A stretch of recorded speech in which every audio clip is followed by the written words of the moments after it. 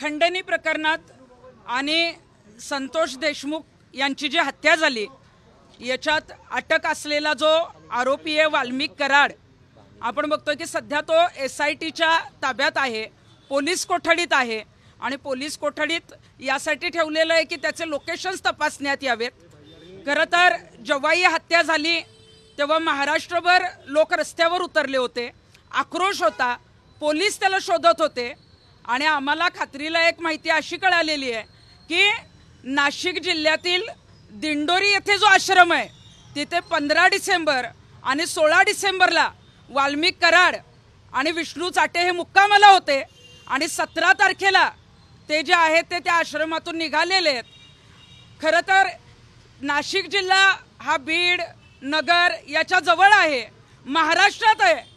एवढा गोंधळ सुरू होता तरी सुद्धा पोलिसांना हे आरोपी कसे सापडले नाहीत आणि आपण बघतोय की तिथं आध्यात्मिक स्थान आहे, दिंडोरीला जो आहे तो आश्रम आहे, आश्रमाचा जो परिसर आहे त्याच्यामध्ये त्यांना का ठेवलं गेलं? त्यांना आश्रमामध्ये जर वास्तव्य दिलं गेलं असेल तर तिथले जे कोणी प्रमुख असतील त्यांच्यावरही गुन्हा दाखल झाला पाहिजे। SITच्या अधिकाऱ्यांनी आणि CIDच्या अधिकाऱ्यांनी हा तपास करणं गरजेचं आहे। आणि सगळ्यात धक्कादायक माहिती ही अशी आहे की जेव्हा वाल्मिक कराड पुण्यात सरेंडर करणार होता त्याच्या आधी 2 ते 3 दिवस आधी म्हणजे या जानेवारी 2025ला CIDचं पथक त्या आश्रमावर गेलेलं होतं आणि CIDची पथक गेल्यानंतर CCTV कॅमेरामध्ये वाल्मिक कराड आणि विष्णू चाटे तिथं दिसलेले आहेत, परंतु CIDच्या पथकाने हे पुढे का सांगितलं नाही किंवा ते दर्शनासाठी आले होते असं दाखवलं गेलं का? हे प्रकरण दाबण्याचा प्रयत्न केला, याचा तपास जो आहे तो गृहमंत्र्यांनी केला पाहिजे। मी गृहमंत्र्यांना विनंती यासाठी करेन कारण ज्या महिलांनी माझ्याकडे ही तक्रार दिलेली आहे त्या महिलांनी सांगितलेलं आहे की गृहमंत्री देवेंद्रजी फडणवीस यांचे सुद्धा तिथं जे कोणी प्रमुख आहेत त्या आश्रमाचे मोरे त्यांचे चांगले संबंध असल्यामुळे हे प्रकरण उघडकीस येणार नाही। आणि या संदर्भामध्ये वाल्मिक कराड जो आहे, वाल्मिक कराडने मागच्या वर्षी देखील या आश्रमात जे काही चुकीचे प्रकार घडत होते या संदर्भात जानेवारी 2024ला त्यावेळेला शिंदे साहेब मुख्यमंत्री होते आणि तेव्हा सह्याद्री अतिथीगृहात जी आहे त्या संदर्भात बैठक लावलेली होती, मध्यस्थी केलेली होती। शिंदे साहेबांनी त्याच्यामध्ये जास्त लक्ष दिलं नाही, परंतु त्यावेळेला सुद्धा वाल्मिक कराडने मध्यस्थी केली होती आणि मला वाटतं की तेच उपकार फेडण्यासाठी त्याला आश्रय दिला असेल। परंतु जिथं आश्रय दिला जातो त्यांच्यावरही गुन्हा दाखल होणं गरजेचं आहे, परंतु आमच्याकडे माहिती येऊपर्यंत पोलिसांना हे का कळलं नाही? CIDचं पथक गेल्यानंतर जर त्यांना कॅमेरे दिसलेले आहेत, CCTV कॅमेरेमध्ये फुटेज दिसतं तर बाहेर का सांगितलं जात नाही? ते तपासात का घेतलं जात नाही? रस्त्यावर आक्रोश आहे, महाराष्ट्रात या प्रकरणाची मोठी चर्चा आहे। निर्गुणपणे हत्या केलेल्या आरोपीला अशा ठिकाणी ठेवणं हे पूर्णपणे चुकीचं आहे। ते आध्यात्मिक स्थान जरी असलं तरी त्यांना पाठीशी घालता कामा नये, कारण याच्या आधी आपण राम रहीमनी काय केलं हे बघितलेलं आहे, आसाराम बापूंकडे सुरुवातीला दुर्लक्ष केलं हेही बघितलेलं आहे आणि ज्या महिलांनी आमच्याकडे तक्रार दिली त्यांनी जे दिंडोरीचे प्रमुख अण्णा मोरे ज्यांना गुरुमाऊली म्हटलं जातं त्यांच्या लैंगिक शोषणाच्या तक्रारी माझ्याकडे दिलेल्या आहेत। त्याचे आणखीन काही पुरावे आल्यानंतर त्या संदर्भामध्ये मी रीतसर पत्रकार परिषद घेणार आहे। दिंडोरीला जो आश्रम आहे त्याचे मठाधिपती श्रीराम खंडेराव मोरे म्हणजेच गुरुमाऊली म्हणून ओळखलं जातं, जे TVवर सुद्धा आपण अनेक वेळा मार्गदर्शन किंवा सोशल मीडियावर आपल्याला मार्गदर्शन करतात, त्यांना अण्णासाहेब मोरे या नावाने ओळखलं जातं। स्वामी समर्थ प्रतिष्ठान किंवा स्वामी समर्थांच्या नावाने हा आश्रम आहे। त्र्यंबकेश्वरलाही त्याचे एक गुरुपीठ आहे आणि या आश्रमामध्ये वाल्मिक कराड आणि विष्णू चाटे यांनी फरार असताना जो आहे तो आश्रय घेतलेला होता। महिलांचं जे लैंगिक शोषण आहे ते या मठाचे मठाधिपती अण्णासाहेब मोरे यांनी अनेक भक्त महिलांबरोबर केलेलं आहे। माझ्याकडे 3 महिलांच्या तक्रारी आलेल्या आहेत, त्या 3ही महिलांनी माझ्याकडे लेखी तक्रार दिलेली आहे आणि या मठाचा मोठा विस्तार असल्यामुळं अनेक राजकारणी अनेक मंत्री या मठाच्या भक्त असल्यामुळं तुम्ही जर ह्याच प्रकरणात कुठेही तक्रार दिली तर तुमचे तुकडे करून फेकून देऊ अशी त्या महिलांना जी आहे ती धमकी दिलेली आहे। त्यामुळे त्या महिलांनी त्यांचं कुठेही नाव न सांगण्याला जी आहे ती मला मनाई केलेली आहे. परंतु असे जे कोणी मठाधिपती आहेत, मला वाटतं की त्याचे अनेक पुरावे त्या महिलांकडे आहेत. त्या संदर्भात मी वेगळी पत्रकार परिषद घेईन. कदाचित माझ्याकडे जे ऑडिओ आणि व्हिडिओ येतील तेही आपल्याला जे आहे ते पत्रकार परिषदेमध्ये दाखवेल.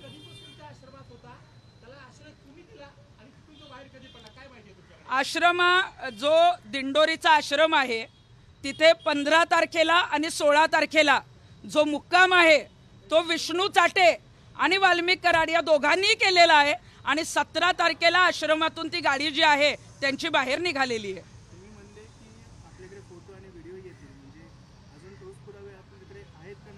नाही, मगाशी तुम्ही लैंगिक शोषणाच्या संदर्भातलं जे विचारलं त्या संदर्भात मी सांगितलेलं आहे की त्या संदर्भातले जे लैंगिक शोषणाचे काही फोटोज आणि व्हिडिओ, काही फोटोज माझ्याकडे आलेले आहेत परंतु ते क्लिअर नसल्यामुळे काही व्हिडिओज मी मागवलेले आहेत. ते व्हिडिओज आल्यानंतर या संदर्भात रितसर पत्रकार परिषद घेऊन या आश्रमातील जे कोणी प्रमुख आहेत अण्णासाहेब मोरे आणि त्यांना साथ देणारे त्यांचा सगळ्यांचा पर्दाफाश करणार आहे. अण्णासाहेब मोरे आणि वाल्मिक कराड यांचे काही संबंध आहेत का? याआधी वाल्मिक कराड त्या आश्रमात जात होते का? किंवा विष्णू चाटे वाल्मिक कराड त्या आश्रमामध्ये दर्शनासाठी याआधी गेलेत, असं काय पुरावा आहे का तुमचा? मागील वर्षामध्ये म्हणजे डिसेंबर 2023ला एक या मठावर जी आहे ती केस दाखल करण्यात आली होती. काही तक्रारी नाशिक जिल्ह्याच्या पोलीस स्टेशनला आलेल्या होत्या आणि त्या संदर्भामध्ये मध्यस्थी करण्यासाठी अण्णासाहेब मोरे यांची मध्यस्थी करण्यासाठी त्यांना या प्रकरणात पाठीशी घालण्यासाठी, मग ते अपहाराचं प्रकरण असेल किंवा महिलांचं प्रकरण असेल, याच्यामध्ये मध्यस्थी जी आहे ती वाल्मिक कराडनी केली होती. आणि जानेवारी 2024ला सह्याद्री अतिथीगृहात वाल्मिक कराडने या संदर्भात बैठक लावली होती आणि त्या बैठकीला अण्णासाहेब मोरे यांचे चिरंजीव चंद्रकांत मोरे हे सह्याद्री अतिथीगृहात उपस्थित होते. नाही, माझा आक्षेप हाच आहे, राज्यभरात आक्षेप नेमका काय आहे की सरकारी यंत्रणा जाणून बुजून वाल्मिक कराडला वाचवलं जातंय का? गृहमंत्र्यांचा त्यांच्या डोक्यावरती हात आहे का? हा आक्षेप आहे का आपला? गृहमंत्र्यांनी सांगितलेलं आहे की मी कुणाला पाठीशी घालत नाही, परंतु गृहमंत्री साहेब जे सांगतात की गृहमंत्री आमच्या जवळ आहेत, त्यांच्याच आश्रमात वाल्मिक कराड लपतो कसा काय?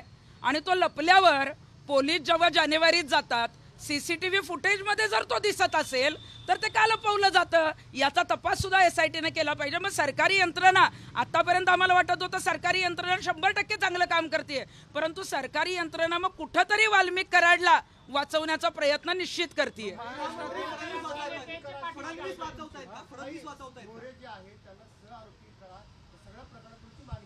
100% मी सांगितलेली माहिती ही खात्रीशीर आहे. CCTV फुटेज SITने तपासावे. जर डिलीट केले असतील तर आजूबाजूच्या ठिकाणाहून ज्या ज्या गाड्या आल्या त्या गाड्यांमध्ये 15-16 डिसेंबरला कोण होतं ते त्यांनी तपासावं. आणि या आश्रमामध्ये ज्यांनी आश्रय दिला, मग ते अण्णासाहेब मोरे असतील किंवा त्यांचे कोणी जे कोणी त्यांच्या टीमचे सदस्य असतील त्यांना वाल्मिक कराड बरोबर सहआरोपी करावं. मोरे हे महाराष्ट्रातील आसाराम बापू आहेत का असं म्हणायचंय का? 100% माझ्याकडे असे काही पुरावे आलेले आहेत, ते जर तुम्हाला दाखवले आणि तो जर पेन ड्राईव्ह मी उघडला तर सगळ्यांच्या बोलती बंद होतील. आसाराम बापू सध्या आतमध्ये आहेत, परंतु दुसरे अनेक वर्ष आतमध्ये होते, पण ते कुठल्या गोष्टीमध्ये कुठल्या गुन्ह्यामध्ये आतमध्ये होते आपल्याला माहिती आहे, महिलांच्या लैंगिक शोषणात. आणि तसाच प्रकार जो आहे तो अण्णासाहेब मोरे जे फार मोठ्या मोठ्या बाता करतात, अनेक ठिकाणी मार्गदर्शन करतात, सोशल मीडियावर आपण बघतो की त्यांना अनेक जण फॉलो करतात, परंतु अनेक महिलांचं लैंगिक शोषण त्यांनी केलेलं आणि त्याचे पुरावे जे आहेत ते माझ्याकडे आलेले आहेत.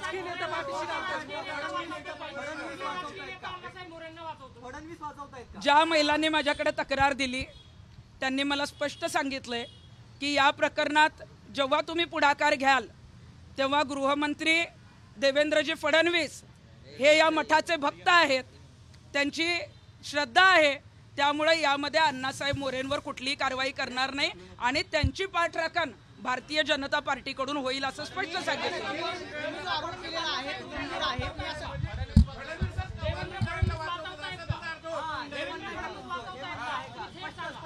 देवेंद्रजी फडणवीसांना मला स्पष्टपणे सांगायचं आहे की याच्या आधी तुम्ही गृहमंत्री म्हणून चांगलं काम केलंय, परंतु आतापर्यंत तुम्ही मुख्यमंत्री असून सुद्धा वाल्मिक कराडचा राजीनामा घेतला नाही याचा अर्थ देवेंद्रजी फडणवीसच वाल्मिक कराडला वाचवतात. नाही, तुम्ही बघितलं असं संतोष देशमुख हत्याकांड प्रकरणात वाल्मिक कराडचा राजीनामा कसा असेल? वाल्मिक कराड मागणी केल्यानंतर वाल्मिक कराडला अटक करण्यात आली. या तपासावर तुम्ही आतापर्यंत काय कसं पाहताय? 2 मिनिटं, माझं एक चुकीचं वाक्य गेलं, आता मी परत करेक्ट करेन. हां, धनंजय मुंडे हे मंत्रिमंडळात आहे. मुख्यमंत्र्यांना सर्वस्वी निर्णय घेण्याचे अधिकार असतात. ते जरी राष्ट्रवादी पक्षाचे मंत्री असले तरी महायुतीत आहेत आणि एवढे आरोप होऊन सुद्धा त्यांच्या जवळचा व्यक्ती आतमध्ये असून सुद्धा रस्त्यावर लोक उतरलेली आहेत. महाराष्ट्रामध्ये वातावरण आपण बघितलं की बिहारसारखं झालंय, तरी सुद्धा मुख्यमंत्र्यांनी धनंजय मुंडेंचा राजीनामा घेतला नाही. याचाच अर्थ धनंजय मुंडेंच्या मागे गृहमंत्री जे आहेत देवेंद्रजी फडणवीस आहेत आणि त्यांचे पाठराखण करतायत हे स्पष्ट होत आहे. तुम्ही देवेंद्र फडणवीस वाचवताय म्हटलंय, धनंजय मुंडेंचा राजीनामा मागताय. देवेंद्र फडणवीसांनी राजीनामा द्यावा का? मग ते जर वाचवत असतील आरोपींना. जर देवेंद्रजी फडणवीस, अजितदादा पवार हे जर धनंजय मुंडेंना वाचवत असतील तर मला वाटतं की सत्तेवर या दोघांनाही राहण्याचा अधिकार नाहीये.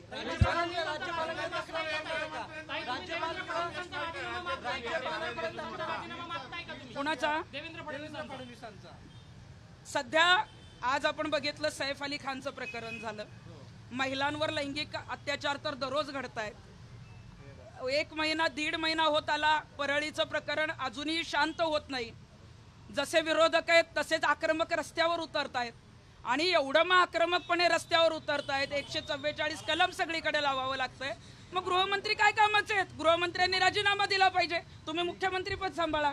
वाल्मिक कराडचे एक जे कारनामे आता उघडकीस येत आहेत, त्यानं पुण्यासारख्या शहरात किंवा अनेक शहरात मोठ्या प्रमाणात बेनामी मालमत्ता देखील उभी केली आहे. एकंदरीत या संपूर्ण प्रकरणात जो काही तपास सुरू आहे त्याच्यावर तुम्ही समाधानी आहात का? काय वाटतं, इतका वेळ का लागला याला? मला वाटतं की तातडीनं तपास होणं गरजेचं होतं.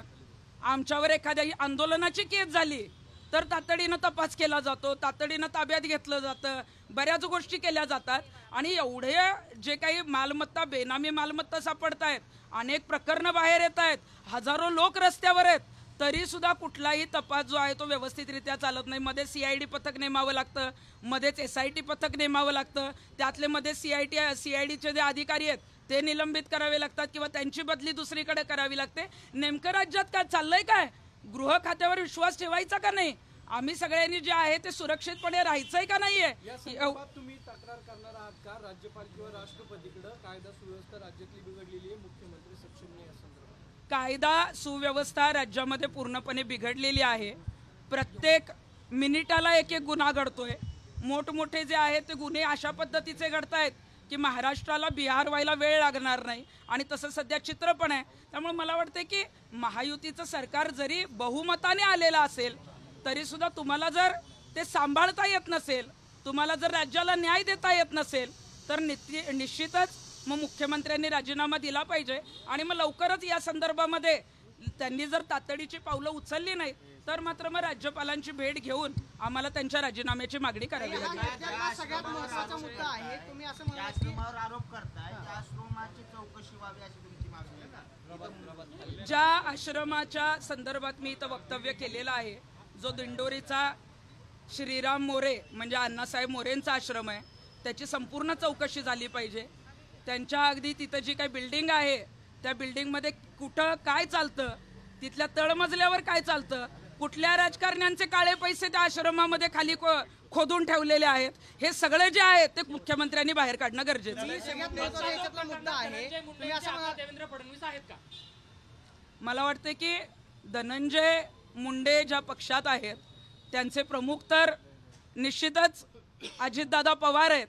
परंतु जेव्हा करुणा मुंडे माझ्याकडे एकदा तक्रार घेऊन आलेल्या होत्या तेव्हा त्या मला सांगत होत्या की मी जेव्हा इंदोरला जायचे माझ्या घरी तेव्हा मला विमानातून सोडायला धनंजय मुंडेंचे मित्र म्हणून देवेंद्रजी मला अनेक वेळा आलेले आहेत.